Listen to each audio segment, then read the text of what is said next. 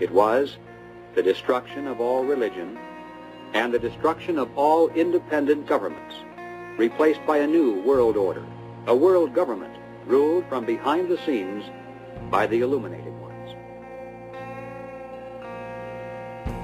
We have before us the opportunity to forge for ourselves and for future generations a new world order, a world where the rule of law, not the law of the jungle, governs the conduct of nations.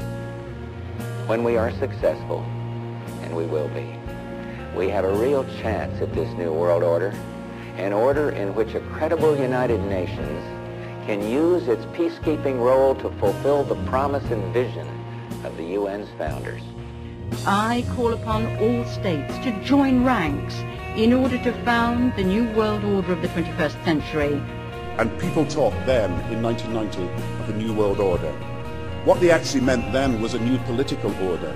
And the question for us is how we meet and master all these challenges to ensure that Britain enhances its competitiveness in the process and realizes what I believe is our destiny of success in this new world order.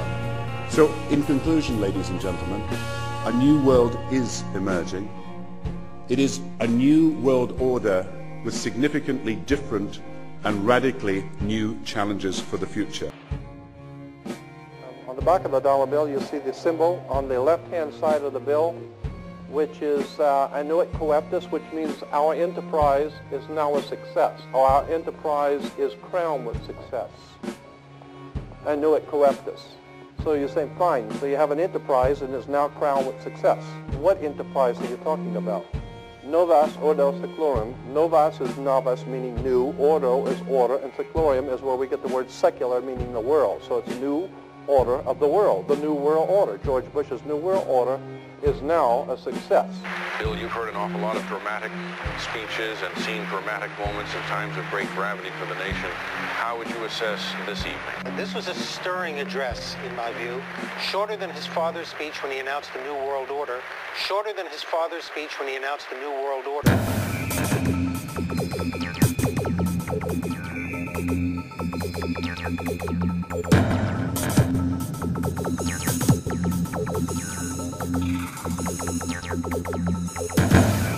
1934 is when the Federal Reserve actually finally took total control of the United States monetary system, and that's when they said it is now a success, because this is a symbol, this is an emblem of a secret society of Freemasons called the Illuminati, the German Bavarian Illuminati. They were a secret society founded in the south of Germany. They were called the Illuminati, the illuminated ones, the enlightened ones. 1776 was when this secret society actually formed itself into a secret society and put itself into operation. They were the basis for what we call today in our country the Bavarian Illuminati was the basis for what we call today the Colombian faction. The Colombian faction of the Illuminati came here right after this government was formed, and that's where we get today Columbia Space Shuttle, Columbia Movies, Columbia Television, Columbia Records, everything, Columbia University.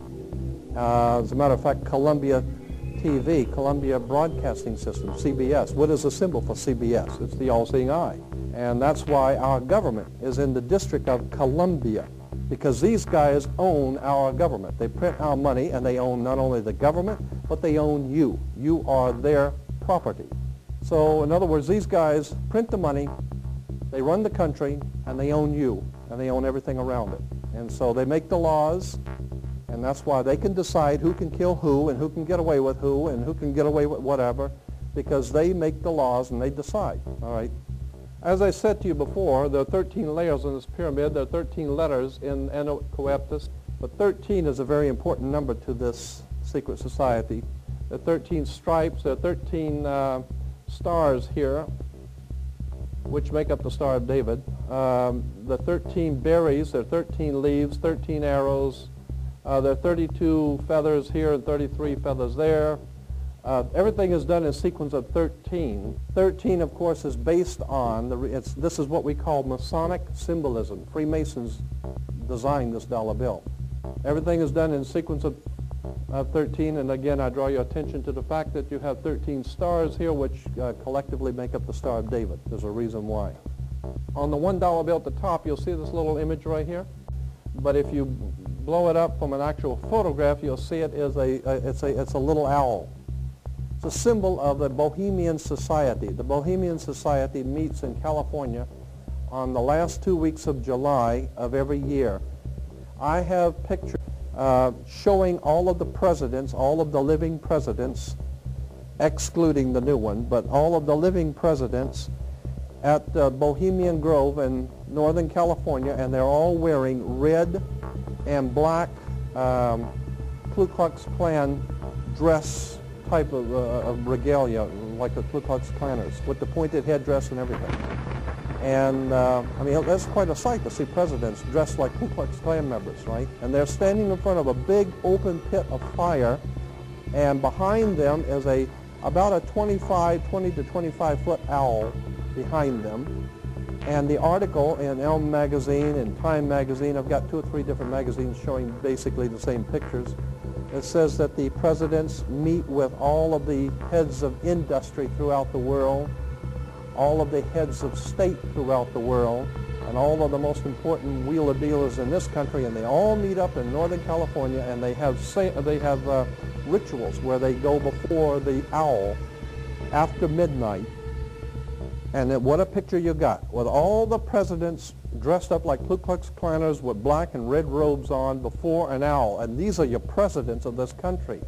And the reason why they chose the owl is because the owl is a symbol used in Europe by secret societies, because the owl is wise, because it sees things in the dark. And the implication is, of course, that's why they are where they are, because they're very brilliant and they know things that you don't know. Our story begins in Northern California over 100 years ago, when locals began to spread rumors of bizarre occult rituals being conducted in the ancient redwood groves of Sonoma County. As the decades passed, it became clear these incredible stories had a basis in truth, and their source was a 2,700-acre private club known as the Bohemian Grove. Then in a time period between the mid-1970s and the early 1990s, scores of reporters attempted to infiltrate the Grove. All attempts were unsuccessful. Grove security identified them, threw them out for trespassing, or in some cases had the local police arrest them. To many it seemed the Grove's secrets would never become public. All of that changed on July 15th, 2000, when we ripped aside the veil of secrecy and were successfully able to penetrate the Bohemian Grove on their high holy day and videotape the cremation of care ritual.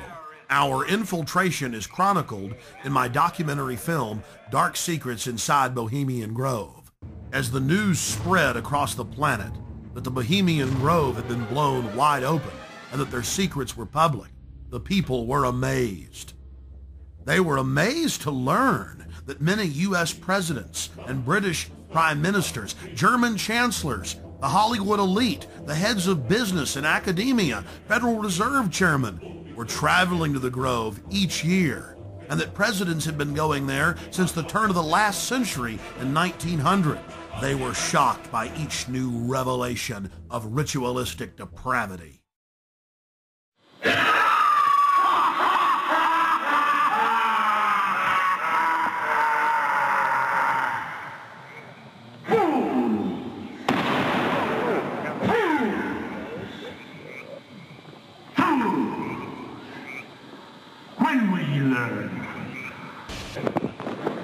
Wow. Great son of all mortal wisdom, Owl of Bohemia, we beseech thee, grant us thy counsel.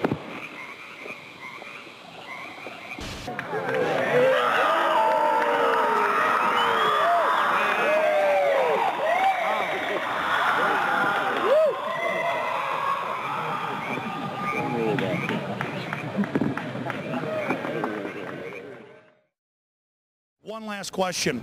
I read a Washington Times article many years ago where you had a comment about the organization, and then now it's been in the Wall Street Journal, it's been in a lot of different newspapers, and that's the Bohemian Grove. And back in, what was it, 1996, when you joined as a Clinton advisor, the Republicans were criticizing you, oh, what about Bohemian Grove? And then you countered them by saying, hey, I don't run around in the woods naked. What did that mean? Here is the before-mentioned Washington Times article where he said, I didn't run around naked like they do. I don't know what quote you're referring to. I'm not aware of any quote like that. Listen, I am a happy member of the Bohemian Grove. I like the folks who come there, and it's really inappropriate for me to talk about the group beyond that. Thank you. Have you been there for the ceremony with the cremation of care? Frankly, I don't think that's something I need to talk to you about. Really? That's right. Well, I'm Alex Jones, and I snuck in there in 2000. I'm the guy that blew it wide open and got the video. It's been on national TV. Well, I disrespect you for that. You do? I do. But it's a lot of big public officials going in there. Don't we deserve to know? I don't know anything about you, and I don't know anything about your film. But if you go in there with an understanding, you violated that understanding by releasing that film, and I don't respect you for that. Really?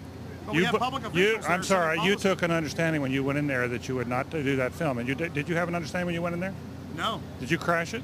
Yes. Yeah, and it has no trespassing signs there too, doesn't it? No, they put them up after. Oh, I'm sorry. I just walked in. I'm sorry, sir. I've been there before. I know what the circumstances are, and I'm sorry you violated the understandings. That was not a gentlemanly thing to do. But what about the ritual? Is the ritual gentlemanly?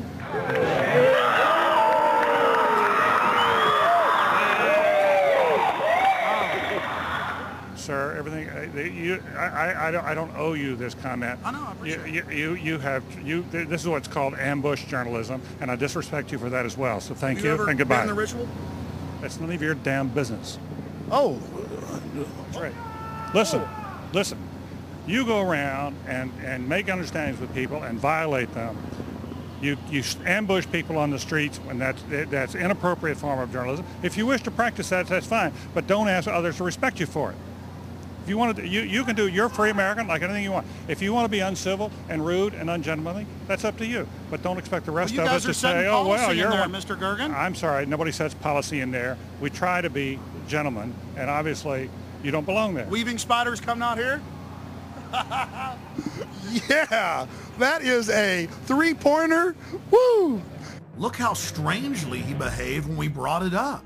Why is he acting so secretive? And why did he get so angry when he discovered that we'd snuck in? You see, they take it very, very seriously. This is one of the hallmarks of the occult and secret societies. The word occult means secret. Secrecy is part of their religion. They revel in it. And when it's violated, they become extremely angry. Our social lives, going to the football game or the PTA, a little bit different than your average world leader or corporation chief. No, in their spare time, they worship Moloch and do mock human sacrifices. We just need to get used to that and accept them as our leaders. Think about it. If your neighbor was engaging in mock human sacrifices to Moloch, the demon idol that was worshipped all over the Mediterranean and the Middle East, would you let that neighbor walk your dog or house sit, or how about babysit your children, or be in control of the nuclear launch codes? Well, let me give you a revelation. They are in control of the national deficit, of Congress, of your bank account, of your local police department, and they see you as cattle, as their slaves.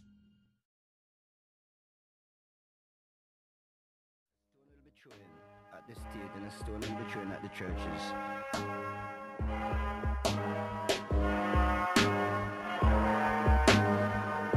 Just witnessed some kind of secondary follow-up explosion.